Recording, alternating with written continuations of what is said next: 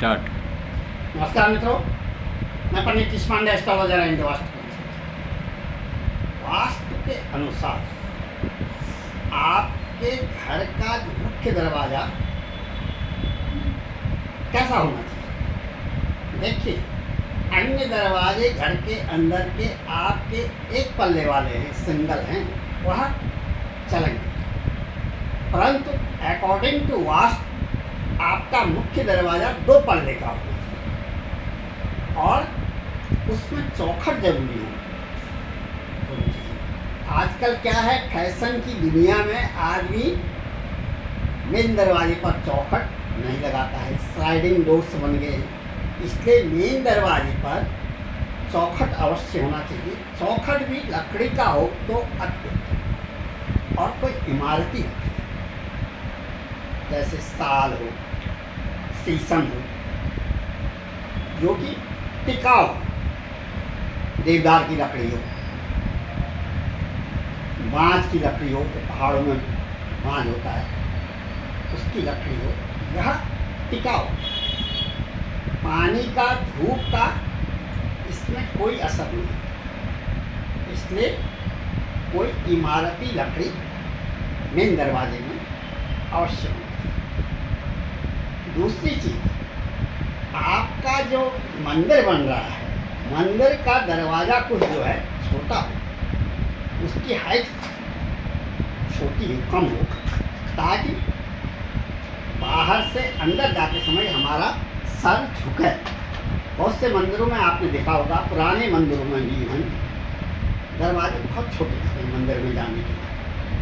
Main दरवाज़ा बहुत बड़ा है, गेट बहुत बड़ा है, लेकिन जो मेन गर्भ स्थल है वहाँ का दरवाज़ा, ताकि झुक के आदमी जाए, भगवान को प्रणाम करे। इस बात का अवश्य मंदिर, आजकल बहुत लोगों का शौक है कि हमारा मंदिर अलग हो, उसके लिए एक अलग से फ्लोर हो।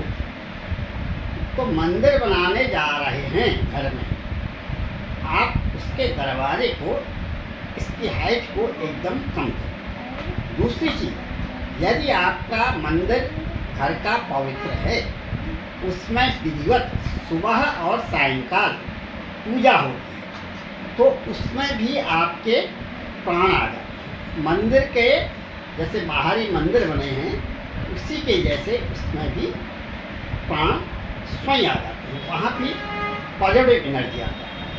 इसलिए आपको चाहिए कि सदैव सुबह मंदिर की भली भांति सफाई करें, डस्टिंग करें, भगवान को नहलाएं, फिर उसके बाद उनका श्रृंगार करें, पूजा अर्चना करें, आरती करें, प्रसाद का भोग लगाएं और उस प्रसाद को घर के सारे सदस्यों को वितरण करें। यदि ऐसा करते हैं तो आपके यहाँ खुशहाली बनी रहे, घर के सारे सदस्य खुशहाल बने रहे। और एक बात अवश्य ध्यान रखें, आप घर में शंख की ध्वनि और घंटे की ध्वनि सुबह शाम अवश्य, धूप दीप प्रज्वलित करके शंख की ध्वनि को अवश्य ही करें। ऐसा करने से आपके आसपास घर में जितनी भी नकारात्मक ऊर्जा है, वह सब दूर हो जाए।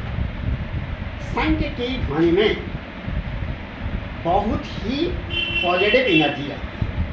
एक अध्ययन के अनुसार जापान में एक शोध हुआ था, इस वातावरण में एक ऐसा कीटाणु भी रहता है, ऐसा जीवाणु है जो कि माइक्रोस्कोप से नहीं देखा जा सकता, और यह जीवाणु जो है आपके 80 डिग्री टेम्परेचर पर भी नहीं मरता है, लेकिन शंख की ध्वनि से यह जीवाणु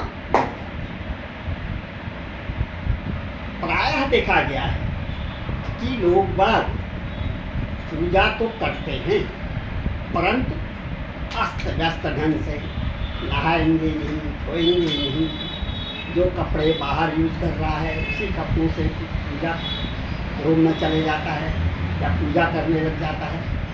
पूजा घर में जाने से पहले यह सुनिश्चित करें कि हमने स्नान आदि किया है या नहीं किया, और पूजा करने के वस्त्र भी अलग हों।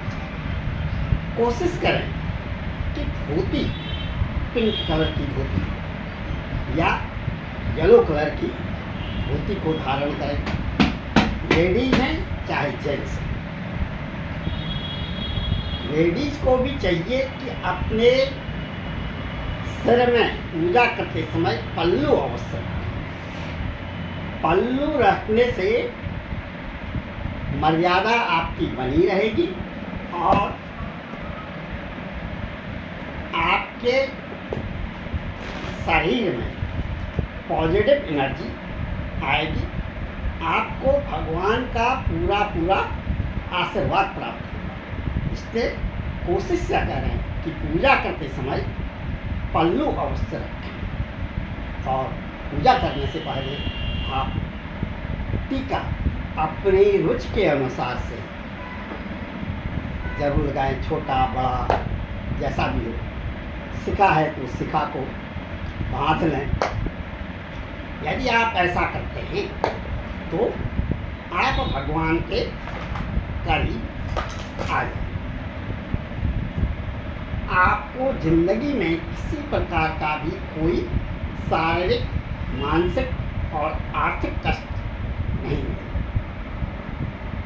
यह सुनिश्चित कर लें कि आपको पूजा जो है सूर्योदय शुरू होते होते कर देना चाहिए।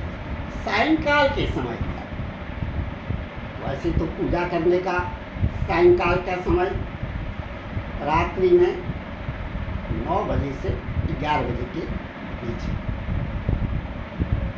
रात्रि में 9 से 11 बजे के बीच जो आपकी पूजा होती है वह सीधे भगवान तक पहुँचती है।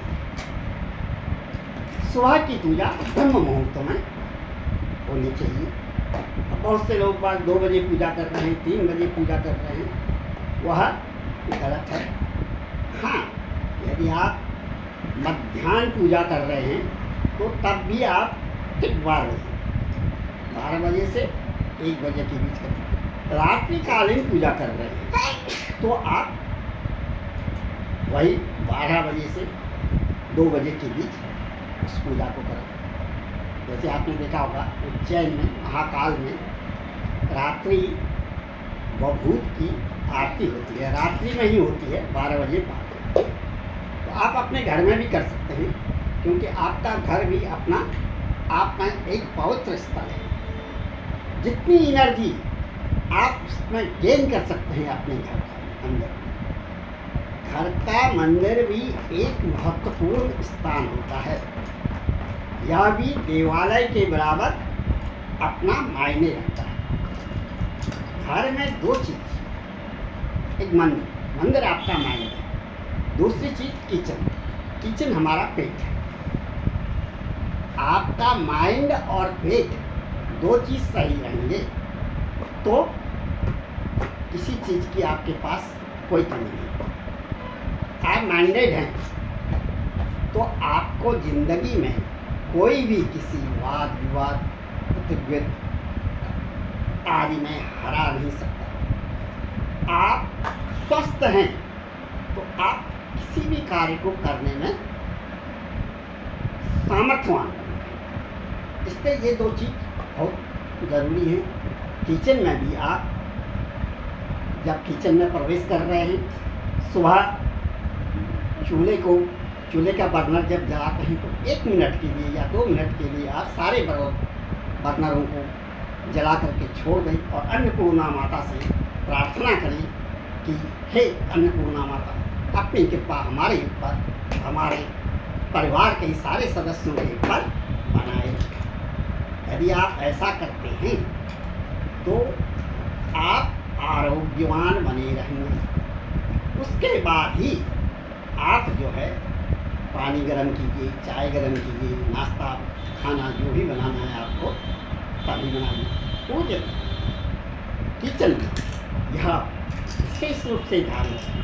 जैसे पूजा रूम में आप बगैर चप्पल के जाते हैं, किचन में भी आपको चाहिए कि आप चप्पल न पहने, जूता न पहने, सैंडल न पहने और पवित्र होकर नहा धो के ही आप भोजन बनाएं।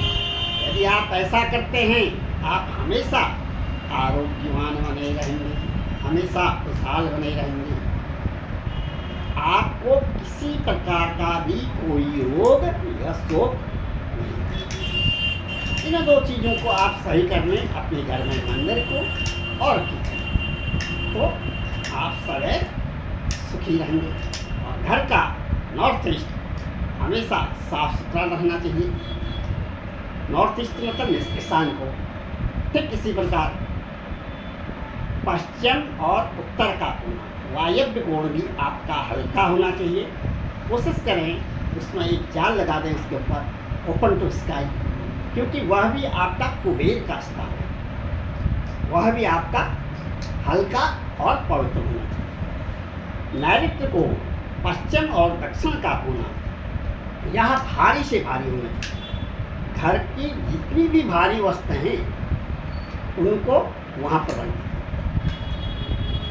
टॉयलेट्स के बारे में बहुत से लोगों का मेरे पास क्वेश्चन रहता है कि टॉयलेट किस दिशा में सही रहता है। टॉयलेट के लिए आइडियल डायरेक्शन पश्चिम दिशा है।